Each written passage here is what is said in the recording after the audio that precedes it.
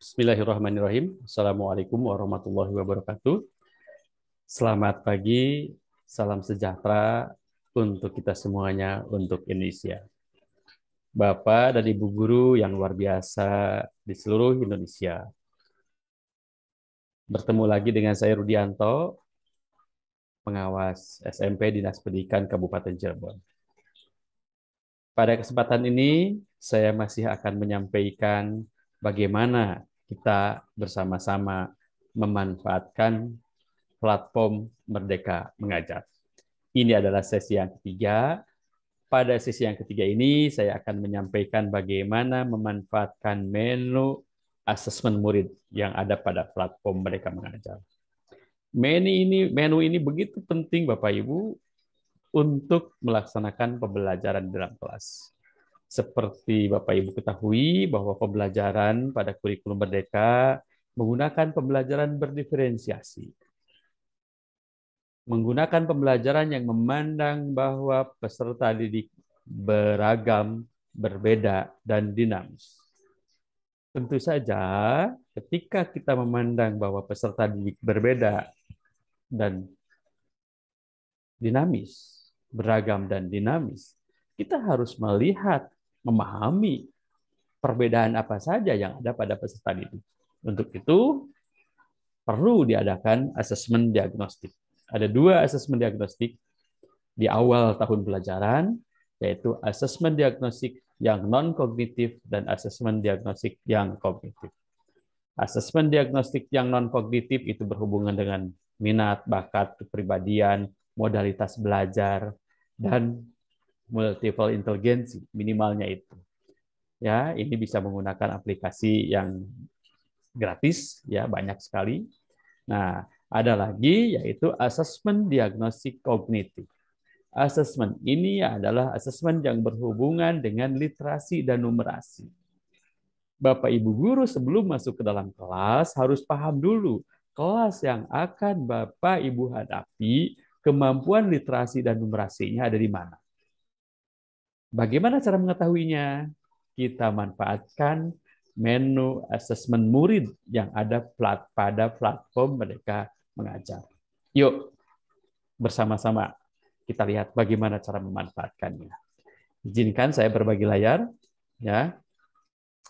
Ini saya sudah siapkan. Eh, saya sudah terkoneksi dengan platform Mereka Mengajar. Eh, Menggunakan akun saya, ada asesmen murid, ada perangkat ajar, kemarin sudah kita buka bahas, maka kita sekarang akan memanfaatkan nih asesmen murid. Inilah asesmen murid yang bisa kita manfaatkan sebagai asesmen diagnostik kognitif.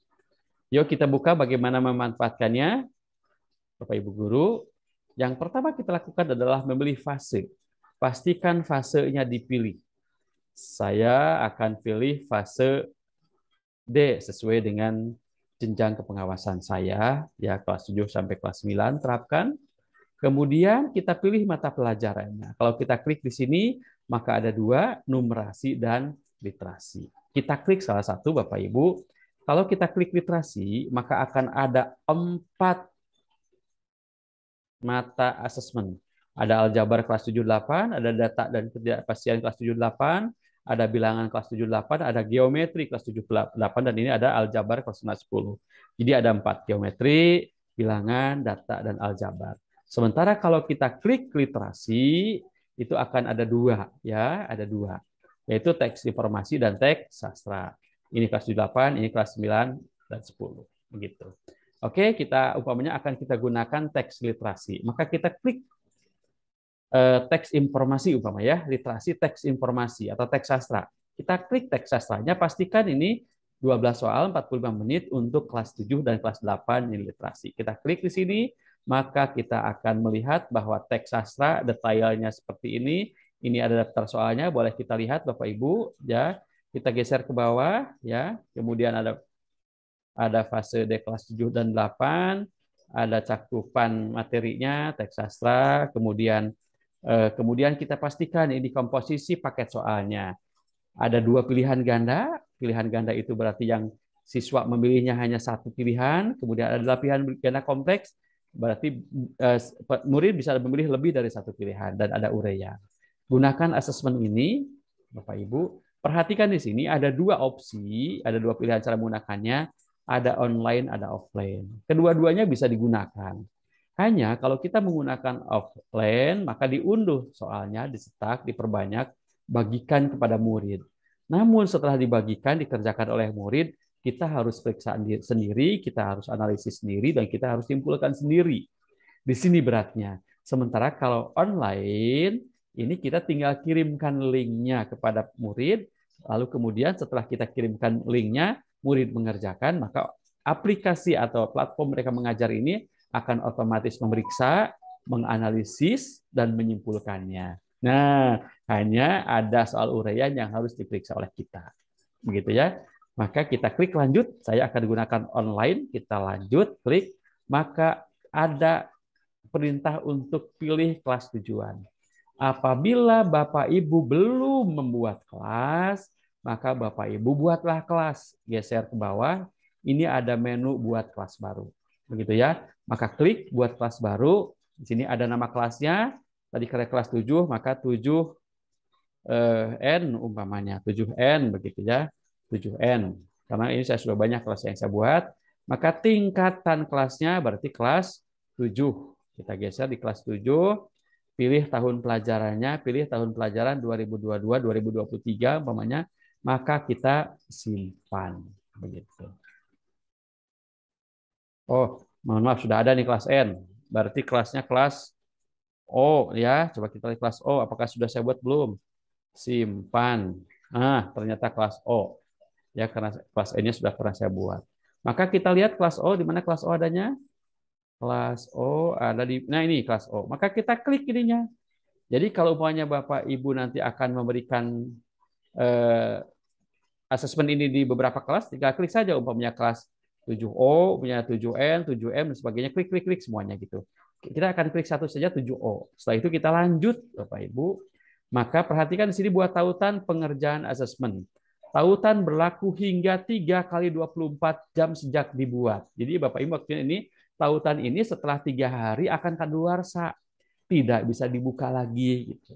Jadi kalau umpamanya kita akan mengerjakannya minggu depan, ya jangan dulu dibuat tautannya. Gitu. Nanti saja 1 hari menjelang pelaksanaan. Gitu. Lanjut, kita buat tautan. Maka bagikan tautan pengerjaan. Ini tautan kadaluarsanya nih pastikan sekarang adalah hari Rabu, Bapak Ibu. Ini saya membuatnya malam pukul 21.28. Maka nanti Bapak Ibu ini akan kadaluarsa pada hari Sabtu. Ya, jadi nanti Kamis, Jumat, Sabtu kadaluarsa begitu pada waktu yang sama. Gitu. Nah, bagaimana cara membagikannya? Bagaimana cara membagikannya? Cara membagikannya bisa disalin linknya, bisa menggunakan WhatsApp, bisa menggunakan media manapun.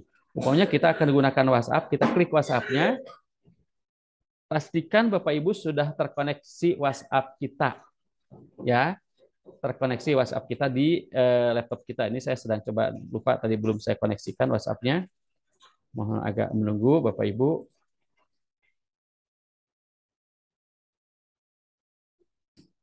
Sebentar kita tunggu. Jadi ini pastikan karena sekarang sepertinya alat komunikasi atau media sosial yang paling mudah dan familiar baik di anak-anak, remaja maupun orang dewasa yaitu WhatsApp, dan ini lebih mudah ya membagikannya, dan rata-rata di sekolah itu sudah ada grup WhatsApp per kelas begitu ya.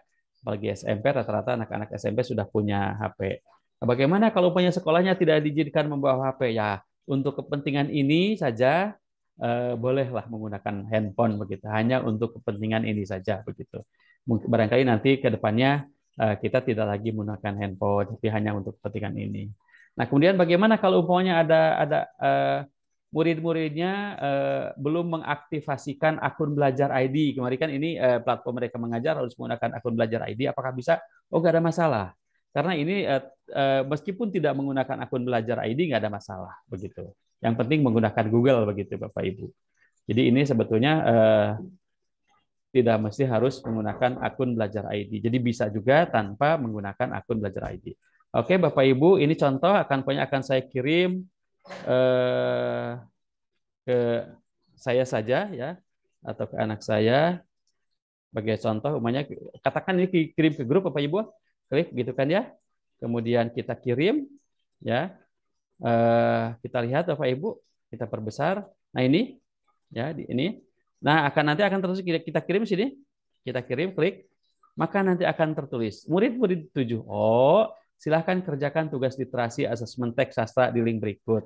Estimasi waktu pengerjaan 45 menit. Nah, kalau menggunakan WA itu keuntungannya seperti ini. Jadi kita tidak usah memberikan instruksi lagi. Tinggal kirim, klik, jadi begitu. Nah, bagaimana cara mengerjakannya? Cara mengerjakannya maka tinggal klik saja ini anak-anak. Saya akan contohkan Bapak Ibu cara mengerjakannya. Kenapa? Karena ada hal-hal yang harus diperhatikan. Saya akan buka.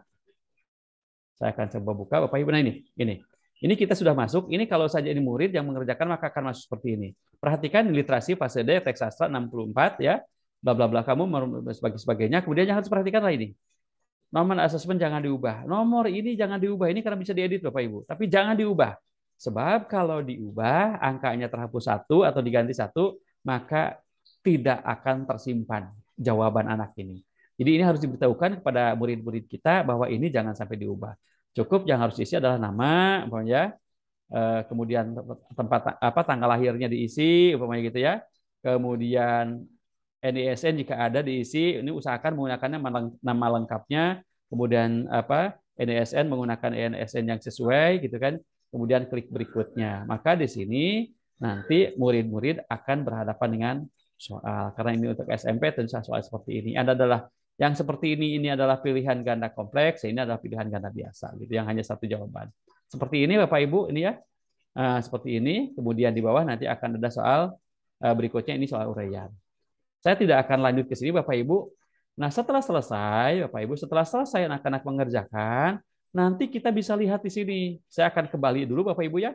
Anggap saja anak-anak sudah mengerjakan, tapi ingat Bapak Ibu bahwa anak-anak ketika begitu mengerjakan ini yang tadi kan ya, ini kelas 7O teks sastra, anak-anak atau murid-murid begitu mengerjakan tidak otomatis akan masuk pekerjaan mereka. Mungkin butuh waktu antara 10 sampai 15 menit. Jadi Bapak Ibu harap bersabar, gitu ya. Ini ya. Nah, setelah ini belum selesai Bapak Ibu. Bagaimana ini kita lihatnya di asesmen murid. Kalau tadi kan terlihat asesmen. Ini asesmen muridnya ya. Hasil atas asesmen sayanya nih. Kita lihat yang sudah kita lakukan. Karena di sini belum ada yang mengumpulkan, maka nol yang mengumpulkan. Bapak Ibu, saya akan coba beri contoh bagaimana cara Bapak Ibu mengolahnya. Mengolah dan menggunakan apa namanya hasil asesmen ini. Contoh ini ada teks sastra yang sudah saya lakukan, sudah ada 20 murid yang mengumpulkan, kemudian di sini saya akan coba lihat, ada masih 6 uraian murid yang belum diperiksa. Nah, bagaimana caranya? Kita klik, kita buka, di sini akan ada keterangan ini hasil asesmennya, Bapak Ibu. 20 orang murid mengumpulkan di kelas 7G, kemudian tautan sudah kadaluarsa 5 Juli Bapak Ibu. Ini partisipasi muridnya, kemudian 14 murid sudah dinilai, 6 murid, 6 uraian belum diperiksa. Maka yang harus kita kerjakan adalah periksalah hasil uraian anak murid-murid kita. Kita klik di sini Bapak Ibu, maka akan ada nama, ada periksa, ada 6 orang di sini. Saya akan periksa dulu ini punya Melawati, bagaimana cara memeriksanya. Mudah sekali Bapak Ibu. Ini contoh. Yang kita periksa hanya soal uraian Bapak Ibu. Soal yang pilihan ganda, menjodohkan dan sebagainya, itu sudah diperiksa oleh aplikasi ini atau platform ini. Jadi nanti akan muncul soal Bapak Ibu. Mengapa masyarakat desa Petutu menggemari tari legong kuntul? Ini ya, ini sudah dijawab oleh anak-anak. Ini boleh lihat pasalnya. Jawaban Melawati ini menjawab karena gambaran persahabatan warga desa dengan kokokan. Bapak Ibu kan nggak tahu jawabannya benar salah. Lihat kunci jawaban dari Bapak Ibu. Lihat benar nggak? Persahabatan. Melambang persahabatan. Oh benar, betul. Nih berarti jawabannya benar. Maka kalau jawabannya benar, tinggal klik benar. Begitu ya. Kalau salah klik salah. Ini lihat bla bla bla bla bla. Jawabannya mengakui kesalahan. Jawabannya benar salah. Kita lihat. Benar nggak? Tidak pasti muka jujur dan mengakui kesalahan. Oh benar jawabannya. Kita tutup, maka kita klik benar. Maka kita akan simpan dan lihat hasil. Klik, simpan, lihat hasil, maka terima kasih asesmen berhasil disimpan, hasil melewati akan tampak termasuk cakap. Dia mendapatkan poin 75 dari 100. Nah, Bapak Ibu bisa lihat nih melewati kemampuannya di mana. Terus sampai ke bawah bisa dilihat. Nah, tetapi Bapak Ibu kalau kita lihat satu persatu repot juga. Maka yang paling penting adalah kita melihat analisis kelas. Kita bisa melihat analisis kelas 7G. Lihat analisis kelasnya Bapak Ibu. Nih, ini adalah analisis kelas yang kita lihat. Pastikan semua asesmen sudah dinilai. Karena tadi saya masih menyisakan 5 lagi yang belum dinilai Bapak Ibu. Sehingga ada peringatan ini. Kalau sudah dinilai semuanya, ini peringatan akan hilang dengan sendirinya.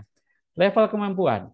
Saran, mulai sesuaikan cara pengenangan berdasarkan level kemampuan terbanyak.